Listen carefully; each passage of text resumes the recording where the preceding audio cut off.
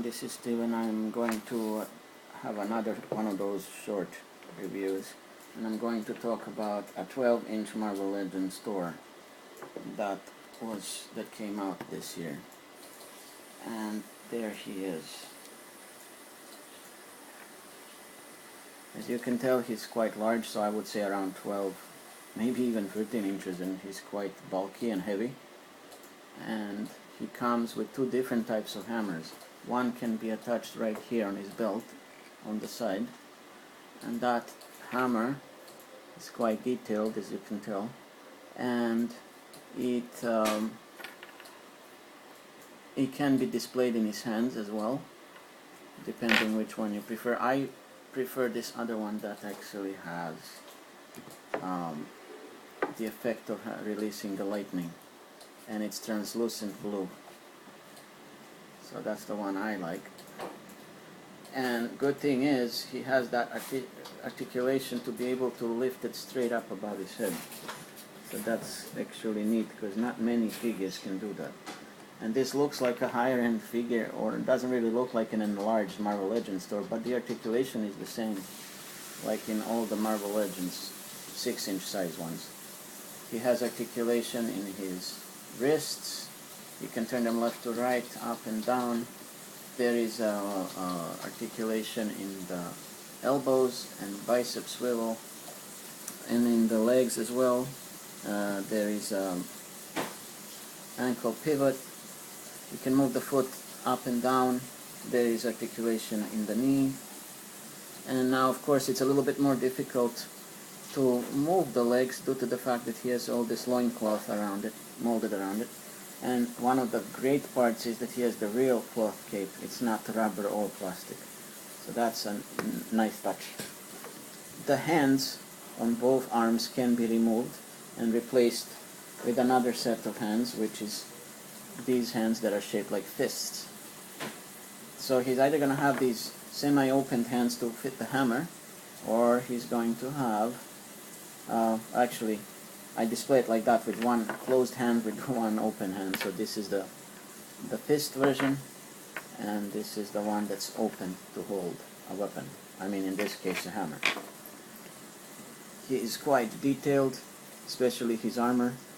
And another neat thing, which is available in his case, is that the head is removable and comes with an extra head, which is this one right here, the bearded and mustached version. Now, before I continue about this figure, I will show you what's neat about this. The hair can be removed, and you can switch the hairs between the two heads and display it that way. And both of these heads, this one and the one on Thor, can place the helmet, so you can display helmet, not on this particular version of the hair because it has a ponytail and all that, but you would have to use this particular head and then just insert the face, the head without the hair. So this is what I mean, see? You can remove the helmet. And this younger looking Thor can have also his head removed from the hair, and then the hair can switch onto this Thor right here and use this head for this hair here. So you just make a switch. Anyway, this is the two heads side by side.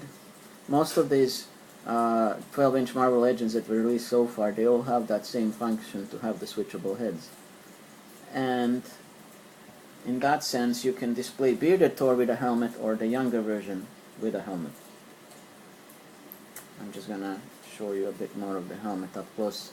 It's the one with the wings, because he is usually looking like that, a sort of Viking style helmet, very nicely done. And I'm gonna just pop it back on. So yes, this figure was available in Toys R Us, at least in Canada. I don't know about the States, and it can cost quite a bit. So I would recommend for all of you, if you do intend to get it, to wait for a substantial discount, because I had to wait for mine till the price was dropped quite a bit.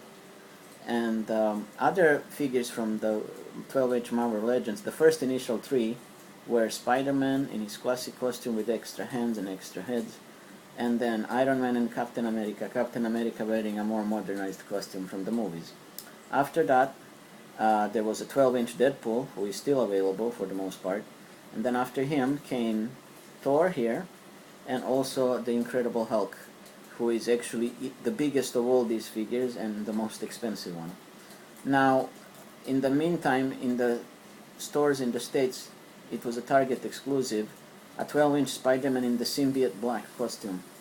So he was only available, and he still is only available in Target stores. Unfortunately, there is no more Target in Canada, so he cannot be found around here any longer. Now, I understand the future Marvel Legends 12-inch figures that are yet to come next year would be Wolverine in his yellow spandex tiger striped suit, and then two versions of Black Panther based on the upcoming Black Panther movie. One being the Black Panther in 12-inch size, and the other one his enemy, who will also be wearing almost identical costume with some slight differences like that of the Black Panther. So those are the three that are yet to show up next year, and I've seen the pictures, they're coming in that size. And the figures such as Thor here would be very much compatible if any of you have the Marvel Legends 12-inch size figures from the time of Televiz. I will show you some of those figures, and you can actually see some of them, I believe, in some of my much older videos from 2 years ago. But I will make an updated video to show you the size difference between this particular 12-inch Thor and the Thor that I have from Hasbro from the early days when they had started to resurrect the idea of the 12-inch figures. That other Thor is in his classic costume, but they should be roughly more or less the same size. But more about those details another time. I highly recommend this figure due to so much articulation and the very interesting details in the costume and the switchable hands and the features with the switchable heads and the able to switch the helmet and pose it with both versions of the head. He also has, I almost forgot to mention, he does have torso movement, and he also has articulation in the waist, or actually I think he does. No, sorry, my mistake. No articulation in the waist, but only in the upper torso there is. So he can move left to right there. I think he could probably do a split, but again, due to the loincloth of his costume, he's unable to do that. And he's able to stand on his own, but you gotta make sure that the weight is not pulling him down. So there we go. That's how he looks standing on his own. And I really like the fact that he's able to lift under a particular angle to really make the hammer be lifted right above his head.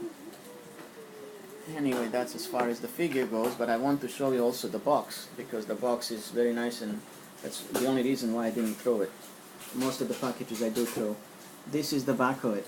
It shows you the figure and the lightning effect hammer, and then it shows you all the features of the figure, meaning, for example, that he has the sculpted hair, has a storage for the hammer, has very nicely detailed boots, and then of course that he has switchable hands that can hold the hammer and all that sort of thing. There is also an image of younger Thor, as you can see. He can wear the bearded Thor's hair, but only this type of hair cannot have the helmet on. It has to be the flat surface one. So you can see him being displayed in that way. And then on the other side you see bearded Thor wearing the helmet instead, so you can really customize him any way you want. So that's a good thing. That's quite an improvement when it comes to that. And of course this is a big window display of the box from the front where the figure came in. If you don't like to open it, that's fine, but I prefer to open my figure, so I just preserve the box due to the fact that it looks truly amazing and very nice as well. I will just mention one last thing about the heads. When you completely remove the head from the hair, and it can be done because the head was made in such a way that you can just remove it, you won't be breaking anything. You just slide the head out and the hair remains. It's like a wig. And when you try to, let's say, push any of the heads to clip back into the hair, that's a little bit of a difficult job, because you have to really align the head with the hair, and the hair has some particular areas that you have to attach onto the head, in other words, for the two of them to clip in together. So that can be a bit of a pain. I've seen in some other videos how people emphasize the fact that that's the most difficult part, to align the head with the hair so they can pop in together. So that's the only concern that there is. Other than that, it's a great figure all around, and it's just amazingly done, and it's the best figure of all the 12-inch Marvel Legends that they released so far in regards to this new lineup of them. I think Thor is by far the best, and I highly recommend them to you guys if you have a chance to get one. Anyway, that would be that about Thor. There will be a video coming in the future about many different versions of Marvel Legends Thor I have in 6-inch, but more about that later. Anyhow, thank you guys for watching, and I'll catch you again next time. Bye.